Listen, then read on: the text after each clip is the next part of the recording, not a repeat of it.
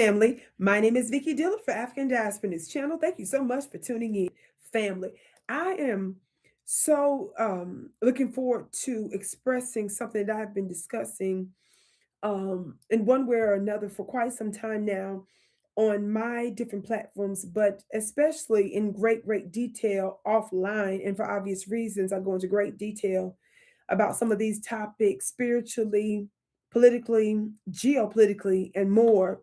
And so you can connect with me in my spiritual work, in my schools, and so forth, in Vicki Dillard Mystery School. And beyond that, you go to my website at vickiplanet.com to learn more about that. What is that? I have been talking about that the illusion of some of our esteemed governments, institutions, systems, and even corporations are fraught with all sorts of true, unethical, and also a lot of criminal illegalities.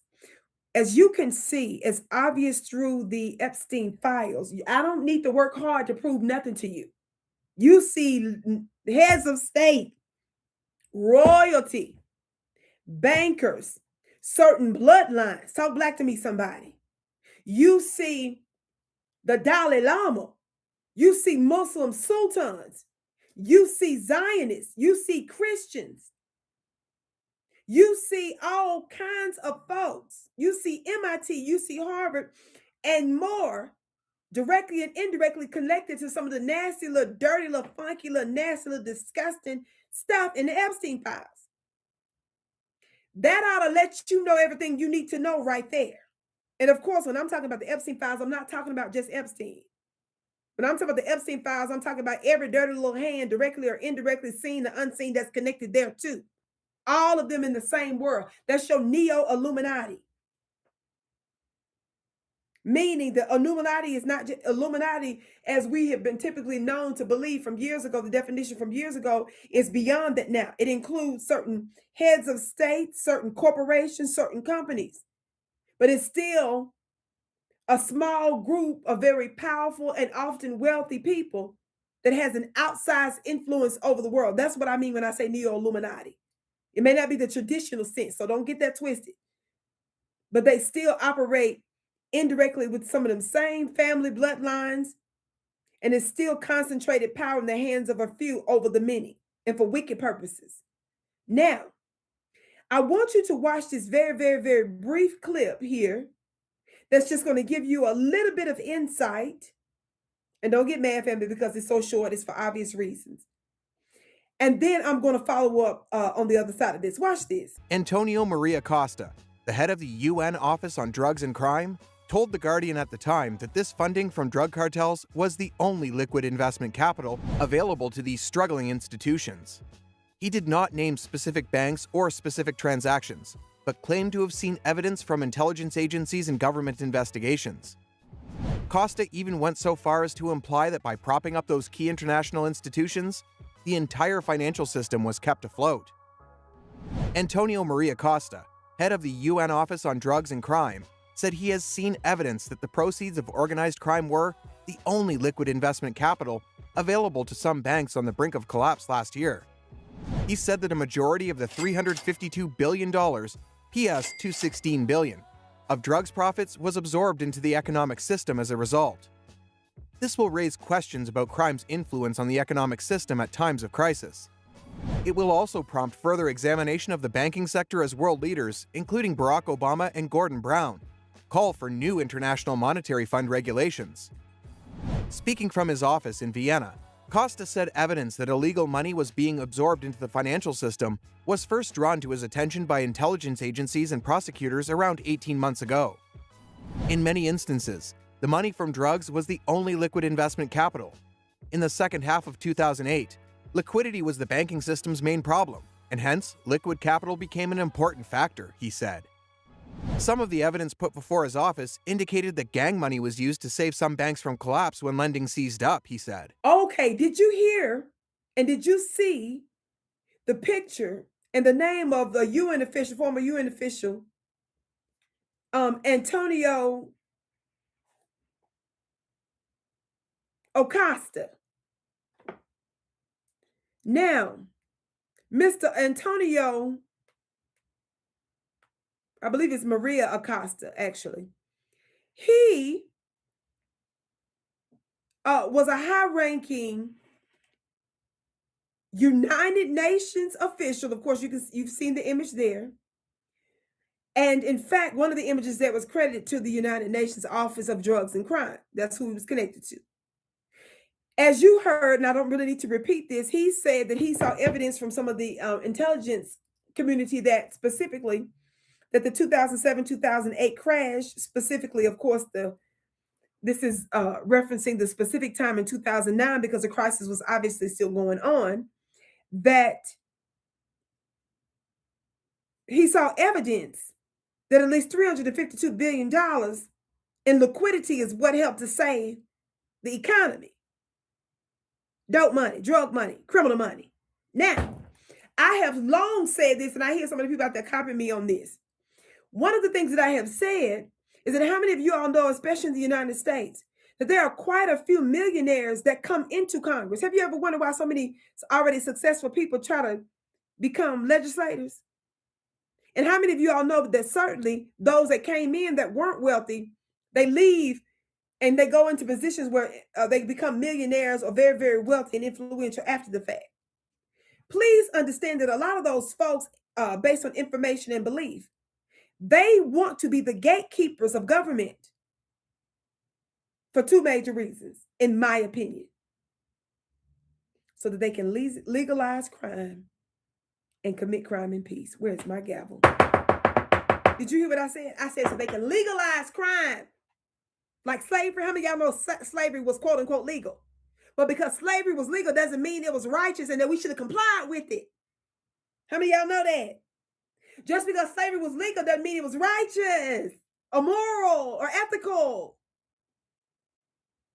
The foundation of many of these nations that's run by them folks. Yes, I know how to say the word in proper English, those people. But it didn't hit the same when we don't say them folks. Through colonization, through slavery, and other forms of oppression. They are the real criminals. And it makes shiny corporations, institutions, and systems to make you confused and blind to who the real devil is. And so that they can maintain those positions to gatekeep, so that they can commit their crimes in peace.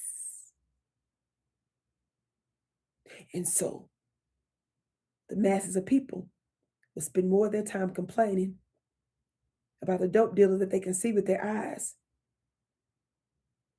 They're selling some of them leaves. And it's making an extra $300 a month. But the one that's making that extra $300 million, and that you call Senator so-and-so, you ain't hardly got nothing to say about that. That's too complicated. How many of y'all know the phrase out of sight, out of mind? So you ain't got no smoke for them.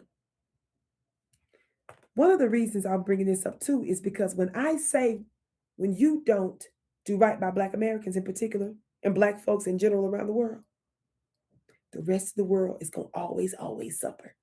Why am I bringing this up now? How many of you all remember hearing about the Iran-Contra scandal, particularly under the Reagan administration, decades ago in the United States?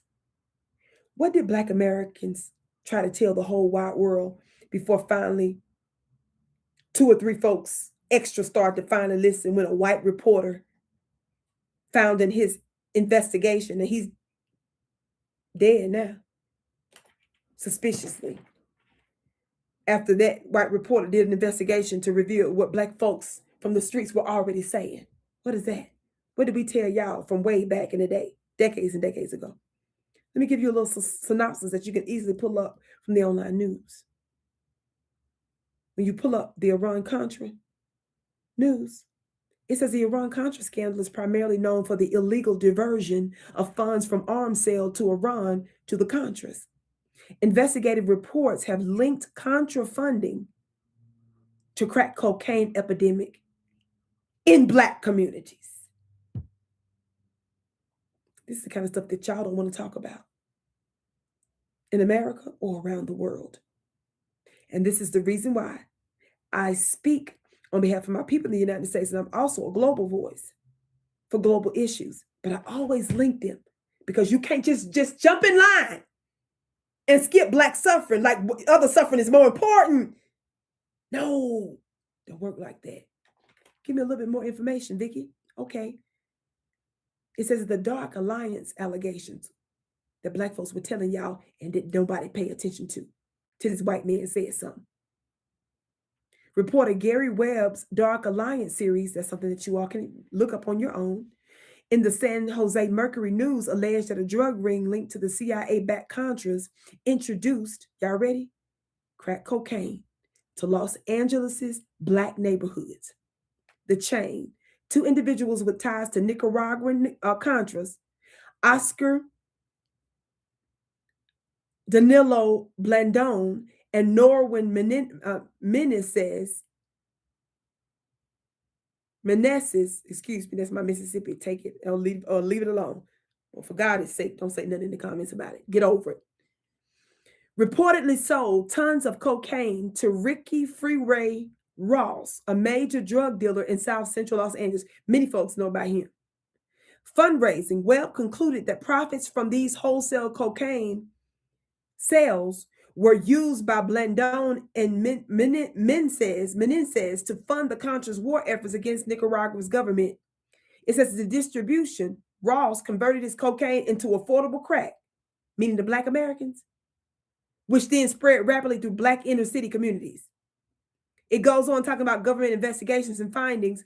Subsequent investigations by the Department of Justice and CIA acknowledged that Contra supporters were involved in drug trafficking and that the CIA was aware of the links. It goes on talking about the Kerry Committee in 1988. A Senate subcommittee led by John Kerry concluded that U.S. policymakers were aware of drug money being used to finance the Contras. It's so much more to family. It talks about the impact that these findings led to widespread outrage in the Black community, with groups like the Congressional Black Caucus calling for federal inquiries into the CIA's role in the crack epidemic. But the CBC, Congressional Black Caucus, had done nothing else since. And they damn sure hadn't called for reparations. We need reparations for slavery. We need reparations for the injustices of sharecropping that we experience. We need reparations for the convict leasing scandals. We need reparations for this here and so many more reasons.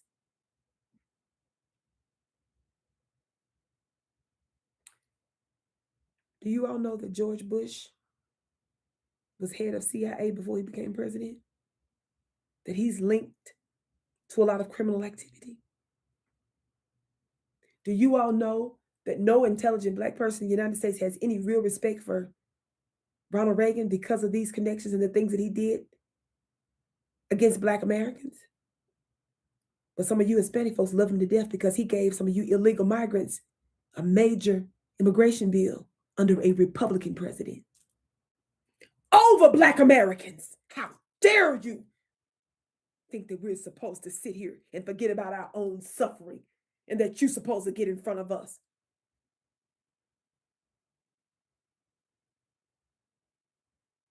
Don't you ever let the Republicans forget that in recent history, when I say recent, I mean decades ago, under Reagan, it was a Republican that gave illegal migrants and migrants in general one of the greatest pieces of legislation since the 60s. I'm bringing up the Iran-Contra scandal because many in the Black community already knew about this. And America has certainly known about the injustices of dope being linked to the economy and to government and to the banking system back then. And who knew that Black injustices in the United States was directly connected to global crime? If you believe that this is just a one-off, you are out of your mind. And so the fact that this high-level UN official is said to have made that credible statement about the U.S. economy during the 2000 and 2009 from the 2007-2008 financial crash is showing that dope money is what makes the banking system works in one way or another. Should surprise no one. But with that said, the question becomes, what are you going to do about it? Are you just going to sit here and say, wow, and be excited that you know some inside information? Or are you going to do something about who's ruling over you?